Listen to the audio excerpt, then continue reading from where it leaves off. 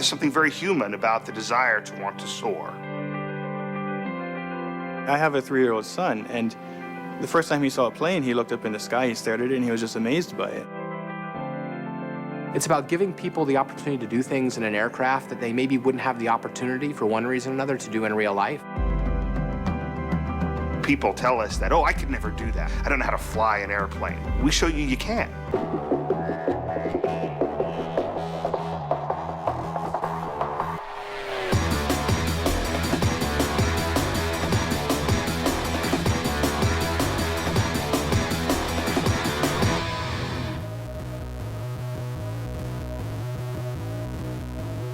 Building an aircraft for flight is very close to building an actual aircraft. We can take 700 to 800 photos of just the exterior alone, and then another 400 to 500 photos of the interior. The most important thing for me, for the end user, is to be able to nail the visuals. Make sure the aircraft feels as realistic as possible.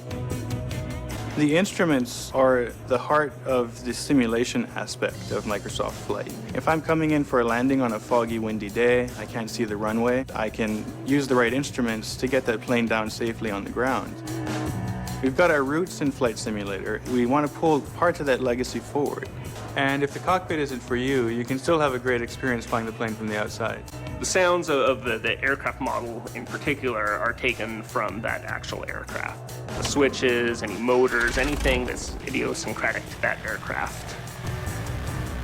When I saw the A5 for the first time, I was completely blown away by the design of it. Its cockpit was sort of modeled after a luxury sports car. I think you look at the A5 and you see the future of aviation at the consumer level. You see what flying can be. The Icon A5 was a perfect match for our vision. It's the airplane players are first introduced to during the free experience.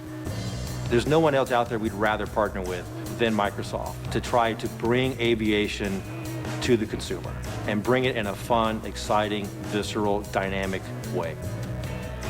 The level of attention to detail that Microsoft gave to this project absolutely stunned us. We work very closely with Microsoft to make sure that every detail that's in the game is representative of the actual airplane.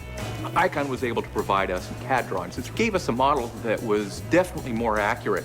We went to their facility in Tehachapi, California. Put the aircraft down, put the mics up, start recording it. We run it through its RPM paces. We apply the appropriate decals, we apply the chrome, we apply the rubber for the tire, everything that makes it feel like a real aircraft. They created basically a virtual game for us that we were allowed to then play. And then by playing and actually flying the airplane, we were then able to give detailed feedback. And that's how we were able to get the A5 in flight to be so similar to how the A5 flies in real life. The best thing about Microsoft Flight to me is the focus on the experience of flying, not about the act of operating an airplane. That's a fundamental shift. I can do things in the game that I wouldn't be able to do in real life, but that I have a lot of fun pushing myself to do. You don't need a joystick, you don't need to use your keyboard, okay? Grab a mouse and go. Let your imagination manifest itself. I mean, let the dream of flying become real.